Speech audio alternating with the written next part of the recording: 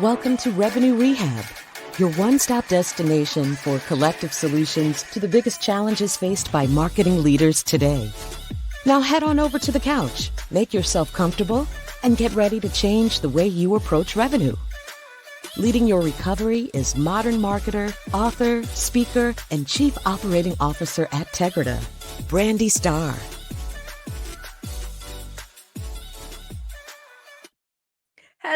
Hello, and welcome to another episode of Revenue Rehab. I am your host, Brandy Starr, and we have another amazing episode for you today. We are racing to make AI smarter, but the real risk here is not making ourselves smarter fast enough. So everyone's talking about AI ethics, but no one is asking the bigger question, which is who's responsible for human consciousness? Because when technology outpaces clarity, confusion isn't just a leadership flaw, it's a revenue risk. And so enter the chief conscious officer, the advisors CEOs didn't know they needed. And so today we are tackling this provocative idea that AI doesn't need ethics, humans do. And if you think that's a soft skill, think again. The future of innovation and growth, it starts in the mind. And so today I am thrilled to be joined by Charley Johnson. Charley has 20 plus years in corporate as a business owner, 7 years in nonprofit as the president of the Pay It Forward Foundation, and 10 years with an enlightened teacher.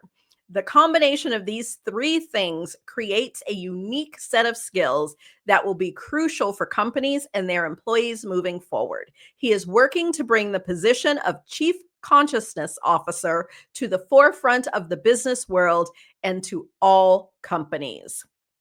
Charley, welcome to Revenue Rehab. Your session begins now.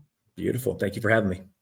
Thank you. I am excited to talk to you. This is a really unique concept. But before we dive into that, our industry loves its fancy jargon, but let's be real. Some of these buzzwords are just fluff and can hold us back more than they can help. So with buzzword banishment, we get to banish a overused buzzword. So what word would you like to erase from existence? Awakening. Ooh, that's a unique one. Tell me more.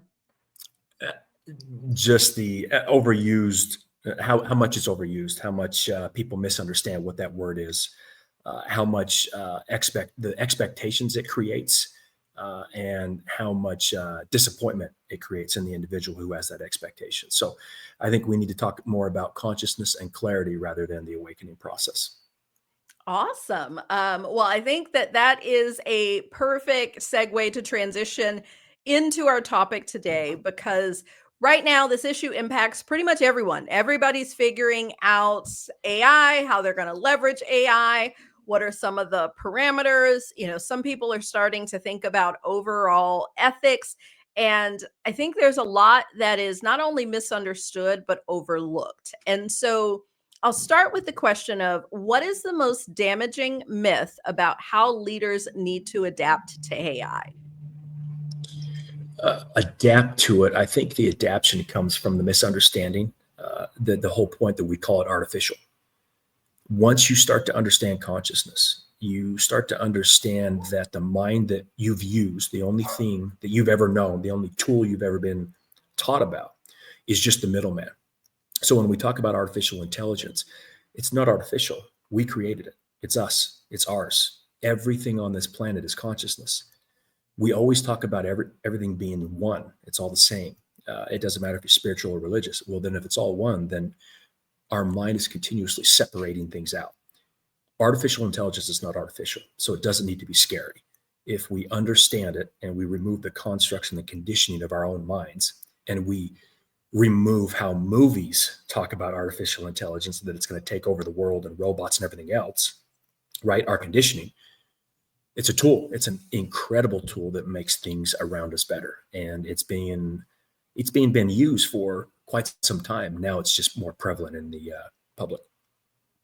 Yes, and I know that is one of the misconceptions about AI is that it's brand new, and it's really more so because generative AI is now more mainstream, so to speak. Hmm. Um, Yep. and there is so thinking about, you know, AI, especially generative AI, and even a lot of the different tools, I do see the perspective of it is us because it is humans that are programming it and feeding it all of the knowledge and allowing it to do all of the reasoning there.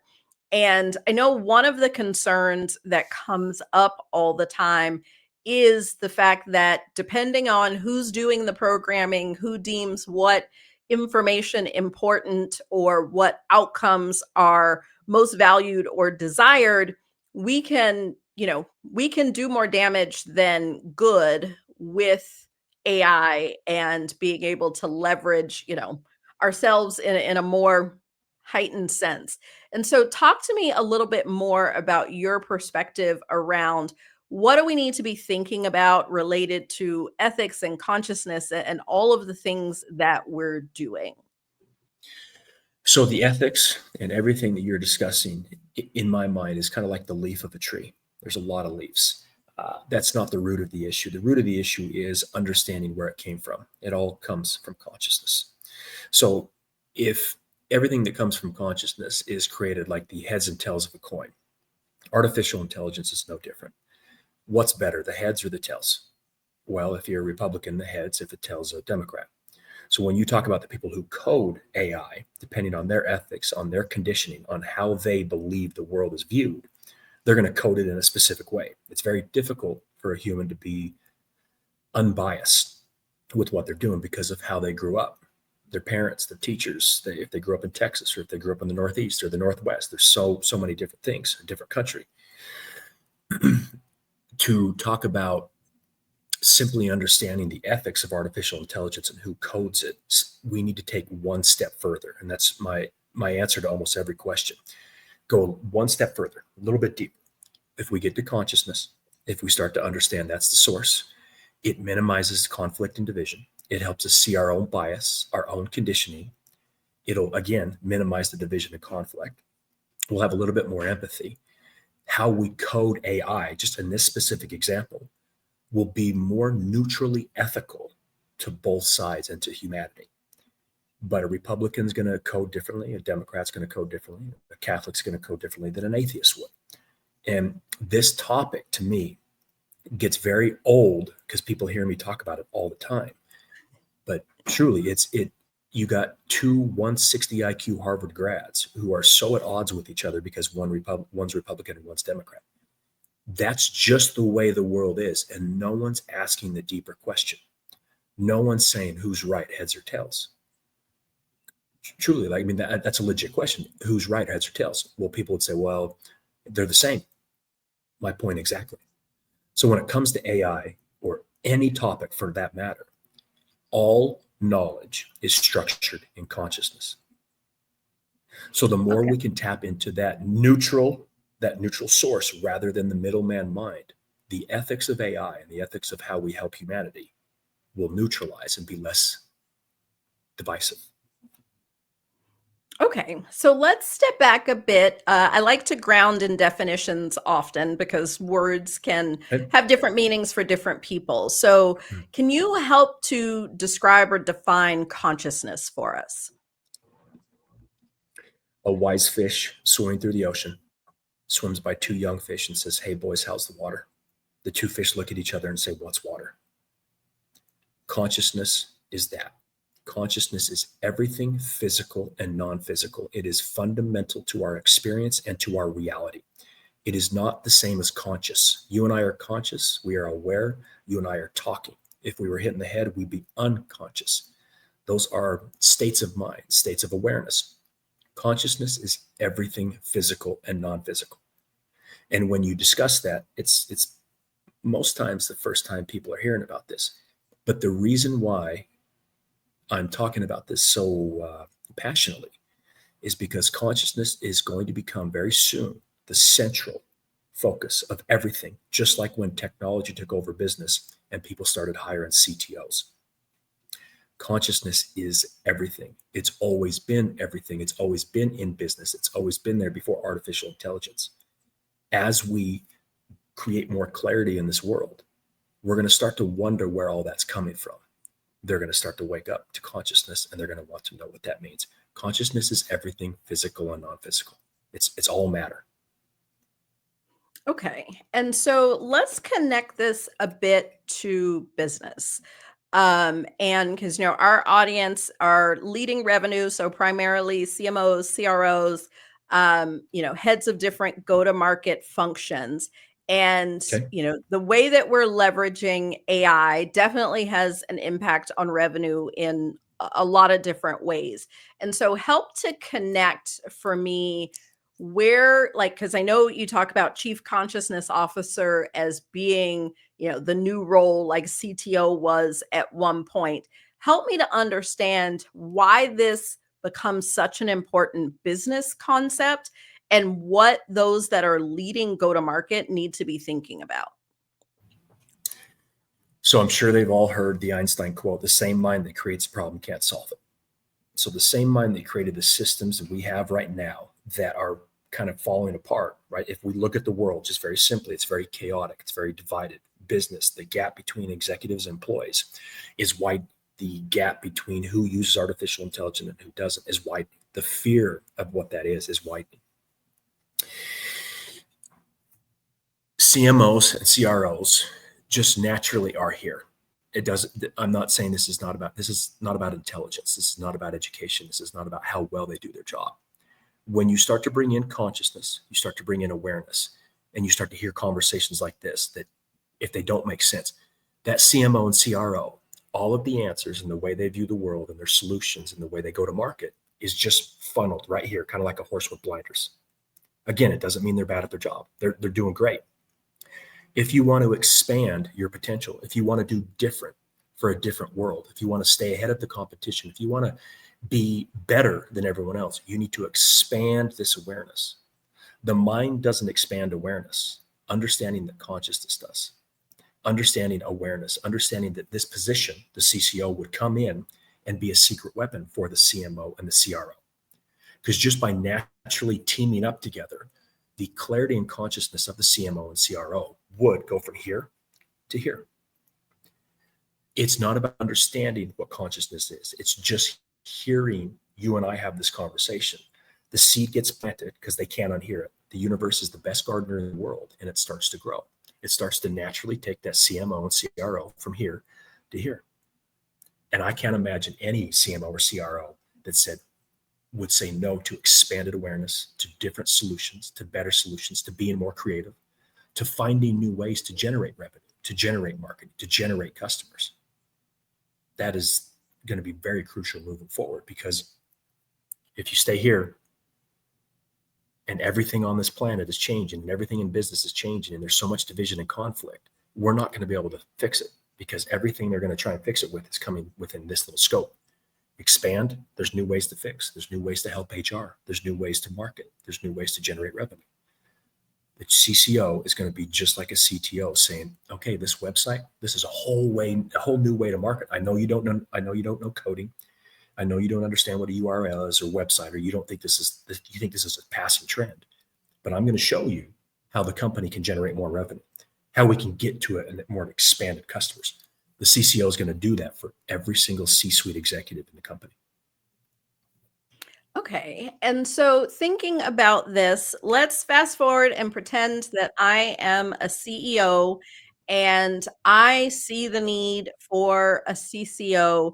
Talk to me about what that role looks like. What are the day-to-day job duties? What are the qualifications that would identify a candidate that would be in this type of role? Because this is such a new concept. I know it can be really difficult to wrap our minds around what this would look like. So I'd love to just, really get into the weeds. If we're writing this job description and identifying what they're going to do day to day and what kind of person or, skills or training the person should have in order to apply and be considered, what does that look like?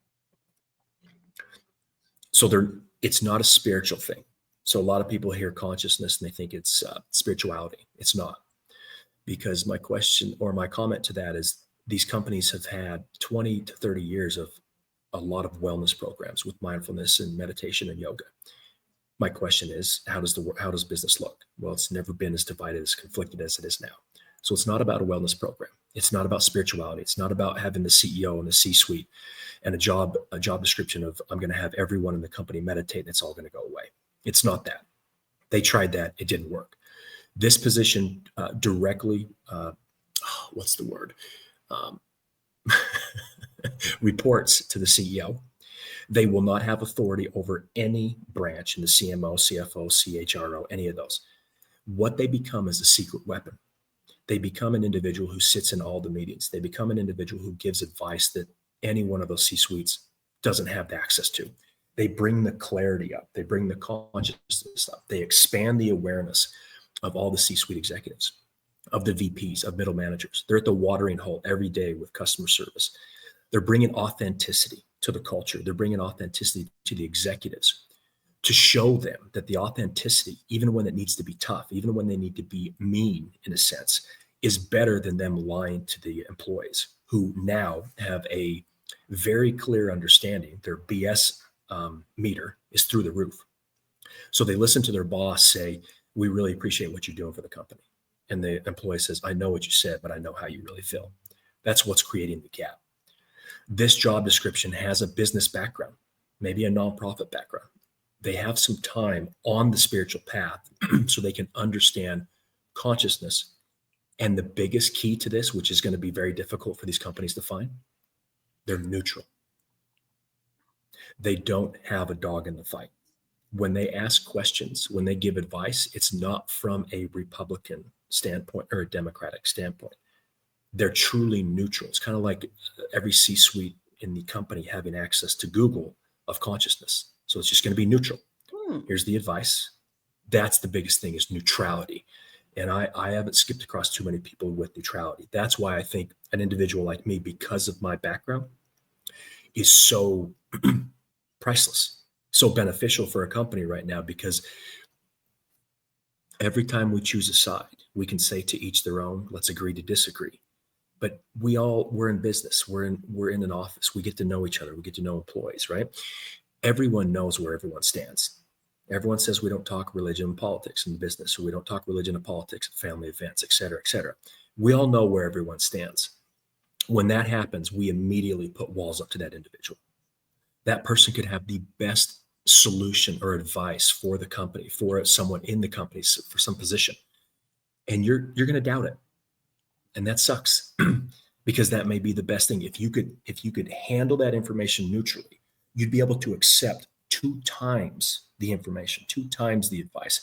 You would be able to speed things up in a sense, 100%, because you're no longer going through the mind saying, I know Ed's advice is good, but man, he's a Trump guy. I don't know if I can trust him. What does Trump have anything to do with the advice he just gave? What does Biden have to do with anything that the advice Susie gave? I know this is such a unique topic and it seems very vague, my answers, and it seems very generic and on the fringe. But once more people start to understand this, because the shift on this planet is consciousness, and more people are going to come up to that clarity, this topic of consciousness, this position, is going to be more crucial than a CTO. And it's going to be soon, because I'm sure you and your listeners are feeling time speeding up on this planet. And it's not about us getting older, like my grandma says, well, wait till you get older and time's going to fly. It's not that. The construct of time is dissolving on this planet. And business is going to have to do things differently. Politics is going to have to do things differently. Podcasts are going to have to do things differently, because everything on this planet is shifting like we've never seen before. And again, I appreciate you allowing this conversation to be had, because it's not typical, I assume, to your audience. It's not typical to what they're used to hearing. But I very much appreciate that, because we can plant the seeds so they go home and maybe they look up what consciousness is. Maybe they start shifting how their mind views. And just hearing this conversation, they're going to go from here to just even a little bit here. That little shift in awareness creates less division and conflict, which helps 8 billion people. Okay. And so the question that I would have is, just listening to you talk, it feels like there's not going to be many people who are going to qualify for this role, because it's really difficult to get to adulthood and still be completely neutral across the board. Like, there are going to be situations, or like things we learn from our parents, our teachers, our former bosses, like all of these things influence us.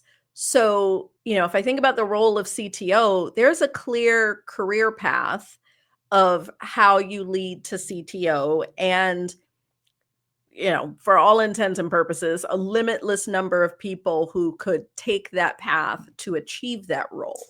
This feels like one that it's almost like having, you know, um, oh, I can't think of the right word. Like, I don't, guru's not the right word, but it is like these people that have this higher level of thinking. Like, how does this become a role in a business environment when it doesn't feel like a role that there's going to be many candidates for?